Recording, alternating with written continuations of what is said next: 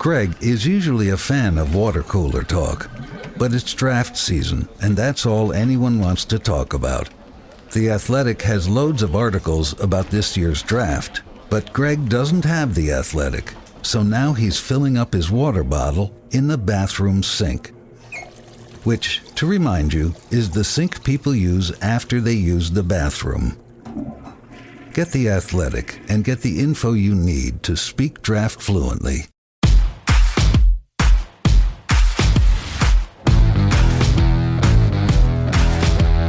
Welcome to the Dogs Podcast with your hosts, Blake Reneker, Justin Charles, and Josh All.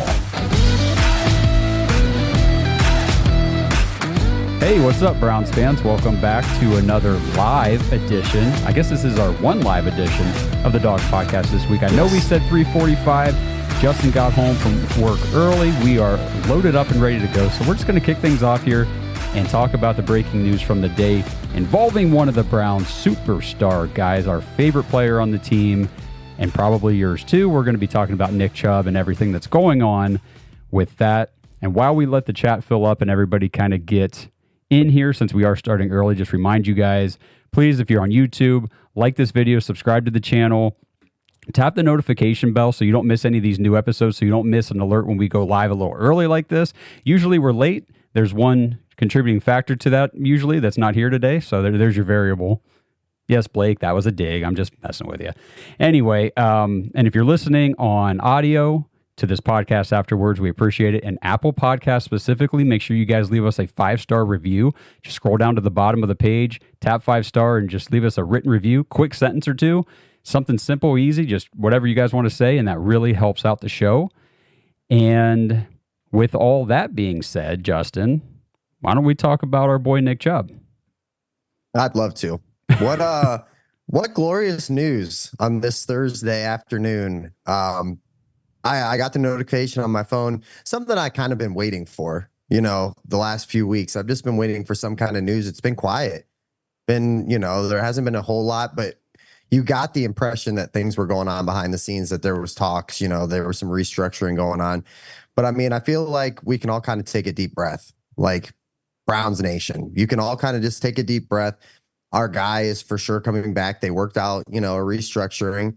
I'll let you get into the little money on that. I have some rough numbers in my head, what I saw, but I think it's great news. The idea of not having Nick Chubb on this team, like he's just been such a cornerstone piece of everything that's happened the last, let's say, 4 or 5 years. Like he's just such a big part of just the turnaround, just no nonsense guy, one of the best in the league, like as far as running backs. Like, oh yeah, we've argued it for a long time. Like just watching him is amazing. But it's just great news. The idea of not seeing him in the Browns uniform was terrifying for me, but I think in a way a possibility, if they couldn't figure it out. And then, I think even for me, like medically, like I think this says a lot. Like, yeah, obviously he still has a ways to go, but I think if there is any doubt that like maybe like his career was over, like you wouldn't be hearing this news. Like this is positive news heading into this year. Yeah, it definitely is. And before we dive into the contract stuff and just maybe some misconceptions, I think we'll get into it, but the big thing is I'm just looking at the stats, and I don't know how many people realize this, but just those 5 quarters that Nick Chubb was able to play in 2023 before the knee injury, that he did just enough there with his yardage and his average, which was 6.1 on 28 carries for 170 yards, and that put him at 5.3 yards per carry career average, which moves him firmly into number 2 all time in the NFL, just behind Jamal Charles and ahead of Jim Brown. He was tied with Jim Brown there for a while. And that 5.3 right now has him at number 2 overall. And the dude's been a 1,000-yard receiver. I mean, technically his entire... If you don't count last year. Well, no, I was going to say prior 4. Technically the last 4 years, but realistically his entire career, because in his rookie season, he had 996 yards. I mean, if Hugh Jackson wasn't being a douchebag at the beginning of the season, Nick Chubb would have easily been over 1,000 yards. He was 5.2 a carry that year, and it's just been. And then he was at almost 1,500. Then he just hit 1,000 because he was injured that following year in 2020, and then 1,200, 1,500 in 2022. Looking for a big year in 23, and Minkah Fitzpatrick ruined that, but yeah, he's back. He's staying here at least for 2024. So this is the final year of his deal. I did not see any indication or any reports that this. All right, let's just dive into the contract before I get too ahead of myself, because I think there's a lot of terminology, and correct me if I'm wrong, if you've heard other things. I feel like the reporting has been a little bit all over the place, and it is with a lot of these contracts. So just from what I read, I saw that they were able to restructure, and it's a little over 11 million a year.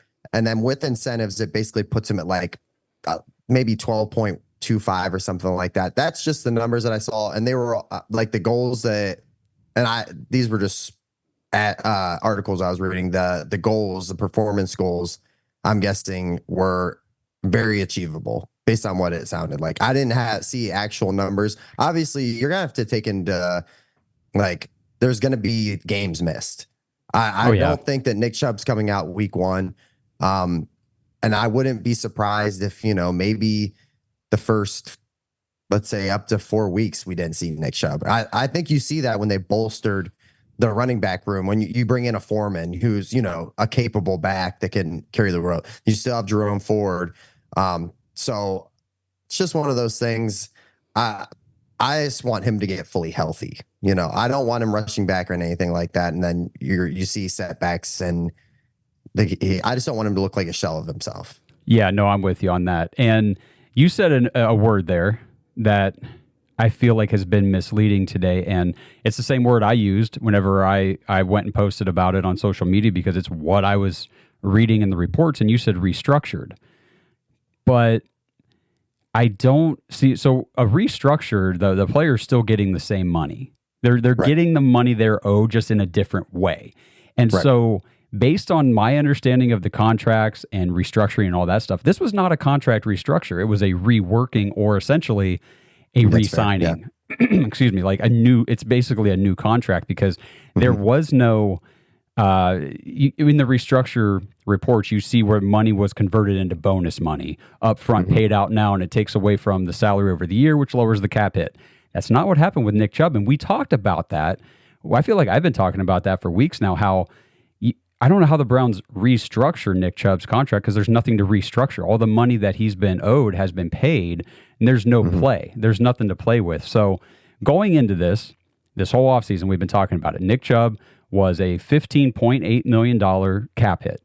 And then he had a $4 million dead cap, and $11.8 million could be saved if the Browns were to cut him. So again, we talked about how the Browns and Nick Chubb, they're going to have to work something out, because they can't afford to pay almost $16 million to a 28-year-old running back who's coming off his second major knee injury. And like you said, he's going to miss part of the season. And then when he does come back, he's probably going to be limited, most likely, when he returns. I think that's fair to say that. Yeah. I mean, I wouldn't if it's his first game back and he has 24 touches. I'm not going to lie. There's going to be some very nervous, worried Browns fans, and at least you should be. If you're being realistic about it, I think he gets eased way back in very, very slowly, almost like how Javonte Williams was eased back in, like for Denver, coming off his ACL tear. What was it? Not last year, but the year before, I believe. Or was last year. It was last year, but it would be, I would think, even more reduced from that, because he's like a 22, 23-year-old running back on his first injury. So I just think we love Nick Chubb. And if anybody can come back from this and still somehow be an elite running back, it's Nick Chubb. He's that guy. To force those expectations on this guy, you're setting yourself up for disappointment, because they're just not realistic. So we're just trying to be a little more realistic about it. So like you were saying, the original report that I saw said that Nick Chubb's base salary had been reduced from $15.8 million to $11.8 million, with those incentives to make up some of the rest. And then somebody on Facebook shared an Adam Schefter tweet, which he said that the new deal was a base salary of $6 million or something, around $6 million, with incentives on that. And as soon as I saw the $6 million, I was like, that makes so much more sense, because when I saw the original report that it had been reduced to 11.8, I thought, okay, that's cool. It's lower, but it's still kind of high, a lot higher than I was expecting for this situation. And then I saw that tweet about the 6 million, and I was like, okay, that number makes a whole lot more sense to me. Absolutely. This episode is brought to you by Omaha Steaks. Browns fans, nothing says summer is on its way like the taste of a juicy, tender burger that is grilled to perfection. And nobody does burger perfection like Omaha Steaks. And right now, when you guys go to omahasteaks.com/dogs, you can order the limited time Burger Perfection Flight. This is one of my favorite deals from last year that they did, and I'm so glad they're doing it again. You guys get 24 mouth-watering steak burgers, not just regular burgers, freaking steak burgers. The pure ground filet mignon burgers, the New York strip burgers, the ribeye burgers, the brisket burgers, the sirloin burgers, and the all-new porterhouse burgers. And you get all of that for just $89.99 when you use our code DAWGS when you check out. Each 6-ounce burger is filled with flavor, from the mild and tender filet mignon to the rich and buttery ribeye. The quality and deliciousness of these burgers can only come from Omaha Steaks, and they are guaranteed to satisfy. And guys, at $3.75 a patty, you really can't beat that with the price of food right now. And the price of meat in the grocery stores is absolutely ridiculous. You cannot beat this deal.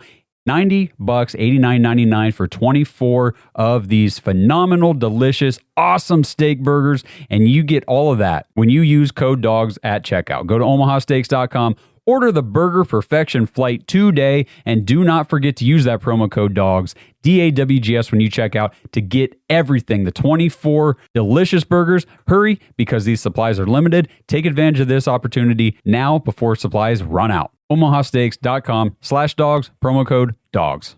Before we move on, Ohio, Bet365 is offering new users $150 in bonus bets this month. To receive your bonus bets, all you have to do is sign up for Bet365 using our link, make a first deposit of $10, and place a $5 wager on any game. Once that first $5 bet settles, you will receive $150 in bonus bets, even if you lose the bet. To be eligible for this sign-up bonus, you must sign up through our link down in the description. So if you haven't yet signed up for Bet365, click our link in the description and place that first bet. This offer is only available for new customers who are 21 and older and physically present in Ohio. Please gamble responsibly. If you or a loved one has a gambling problem, call 1-800-GAMBLER. Check the episode description for the full terms to see if you can qualify. Greg is usually a fan of water cooler talk, but it's draft season, and that's all anyone wants to talk about. The Athletic has loads of articles about this year's draft, but Greg doesn't have The Athletic, so now he's filling up his water bottle in the bathroom sink. Which, to remind you, is the sink people use after they use the bathroom. Get The Athletic and get the info you need to speak draft fluently. The number that I saw for the cap hit now after the deal was done was 6. Okay. That was the number that I saw. So, and that makes a lot more sense too. Like if the incentives is only, another $250,000, how many incentives are there? What performance-based incentives are worth that? You know what I mean? Right. So that makes a lot more sense. Yeah. So, I mean, not a restructure, a reworking, a new contract, and essentially what this boils down to, as far as I understand it, and if I'm totally wrong, let us know how you might understand it or any new information that comes out, which we will get new information over the coming days. But I think this was essentially just the pay cut that we were talking about Nick Chubb was going to have to take. And all right, let me know if you agree with me on this, Justin, because I've been seeing a lot of people on social media and stuff jumping straight to the whole Nick Chubb is such a great team player. He took less money to help the team, yada, yada, yada. Like, don't hear what I'm not saying. We all love Nick Chubb, and he is a come to work, bust your ass, just do your job kind of guy. But are you saying the situation like right now, like this deal? Yeah. That's what you're hearing? Yes. No, so don't me wrong. I'm sure that we can spin it like that. That's fine. But at the end of the day, that's not the truth. There's medical concern. You know what I mean? He's coming off an injury.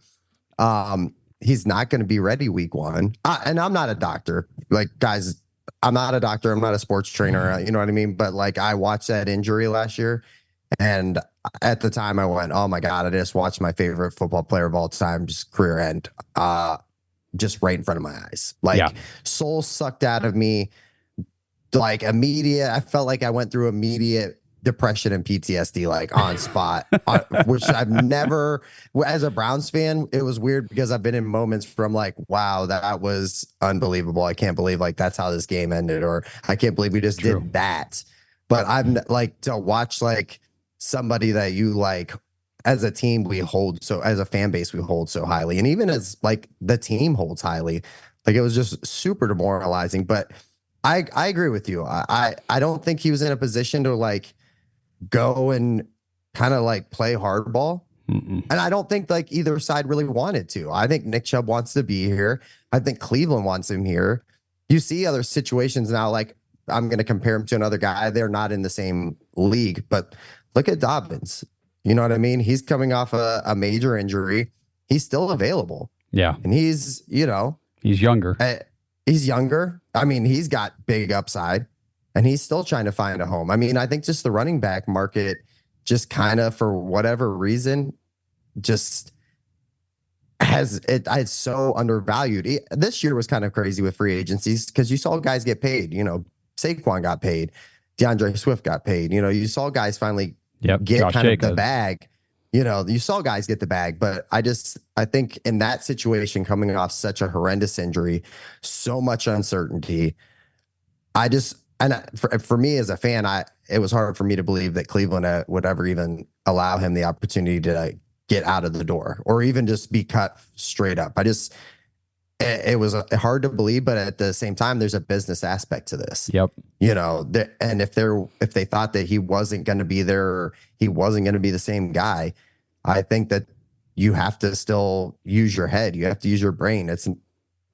We love Nick Chubb. Everybody loves Nick Chubb, but at the end of the day, you know, I think a decision had to be made. I think that this is a great deal on both sides, though.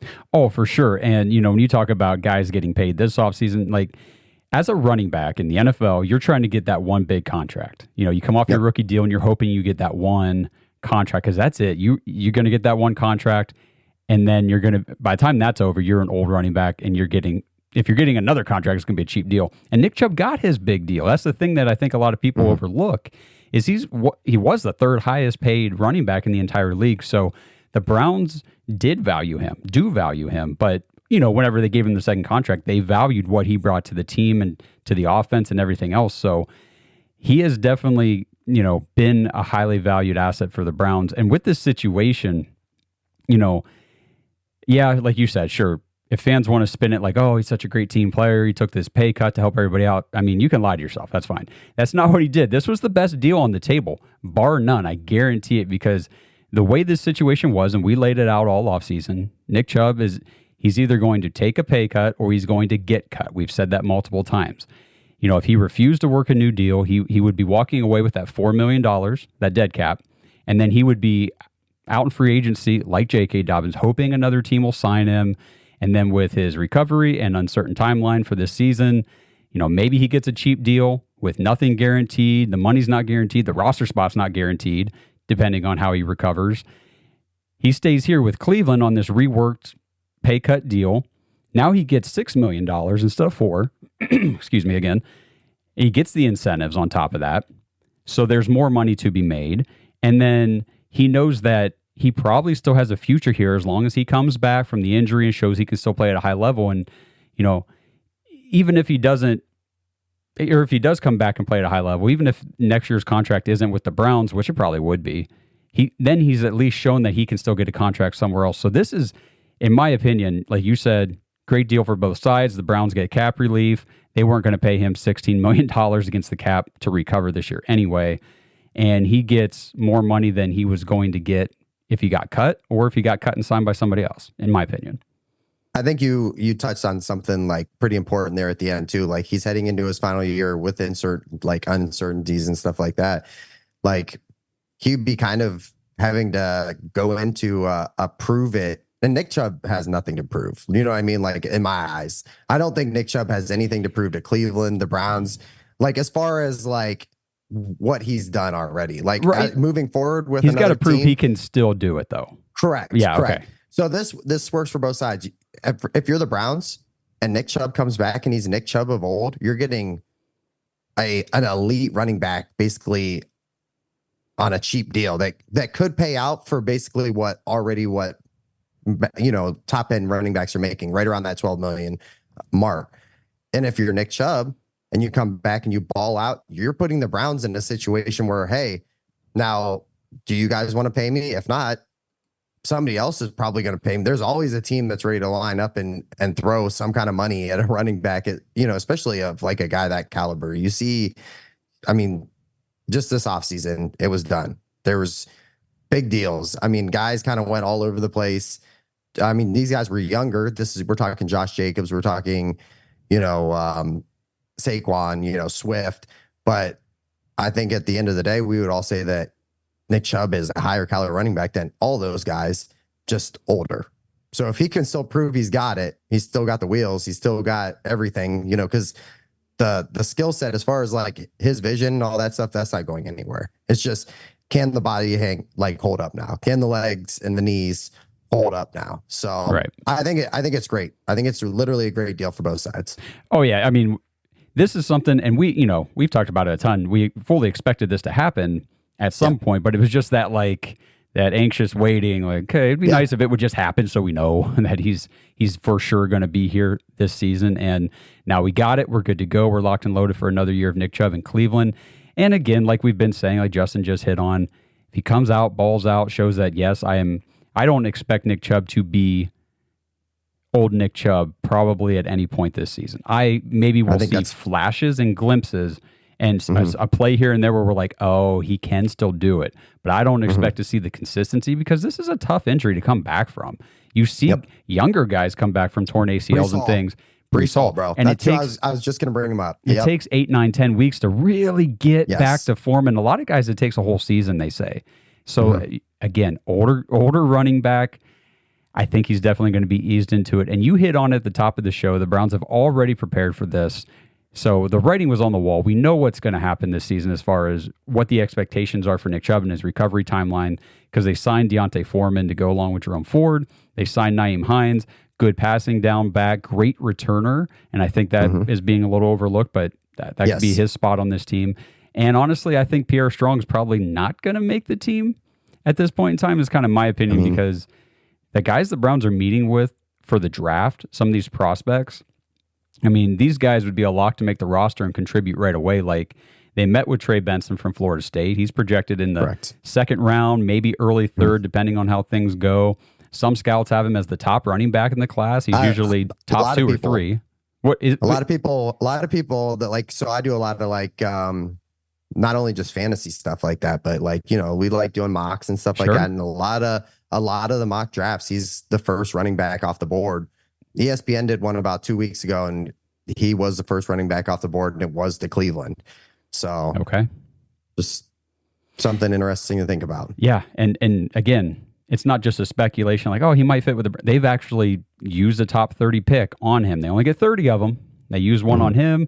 They met with Notre Dame running back Audric Estime at the scouting combine, and they've also met with BYU running back Aiden Robbins. I think there's been a couple other guys, but those are the notable names.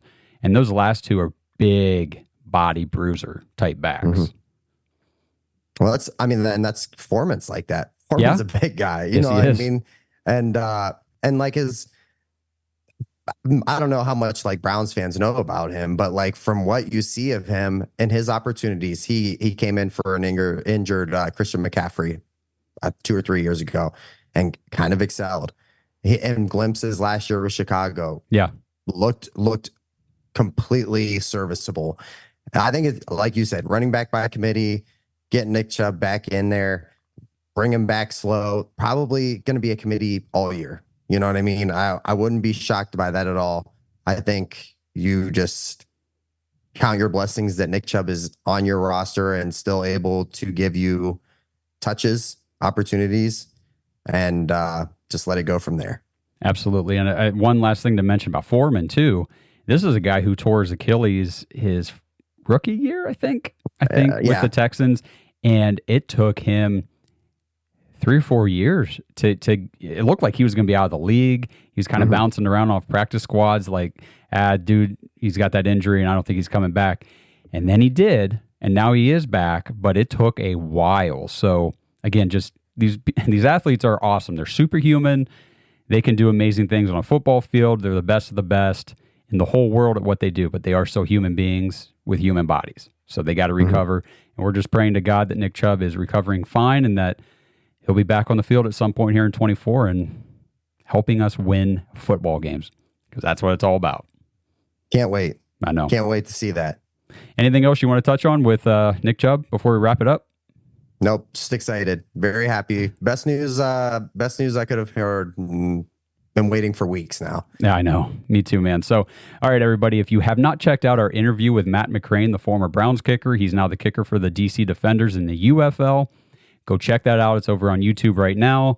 And that was a ton of fun. Matt was an awesome guy. We're definitely going to try to have him back on, hopefully over the summer, maybe around training camp time, to get some insight on what these guys are thinking, because he's been to plenty of training camps in the NFL and, been around this league for a while. So that was really, really cool. We got some good insight from him. Absolutely. Super cool. Yeah, very cool.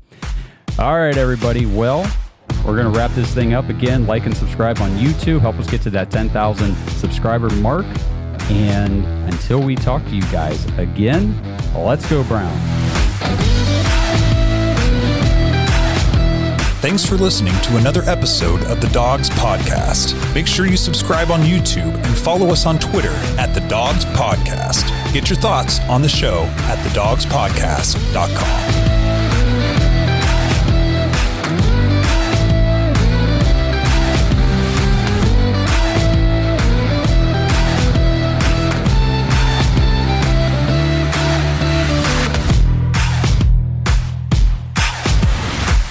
This episode is brought to you by Danger Coffee.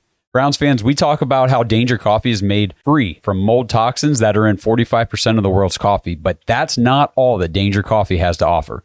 Mineral and nutrient deficiencies are a big deal. They make you feel sick, tired, stressed, and they can give you brain fog. These deficiencies negatively affect your immune system, your digestion, sleep, metabolism. Have you ever wondered why you get an initial burst from your coffee, but then you get that little crash not long after?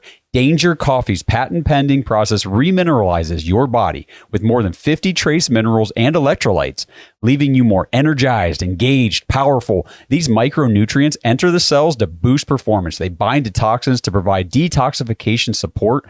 I know that sounds like a lot, but the bottom line, guys, is minerals matter, and most of us really don't get enough of them on a daily basis.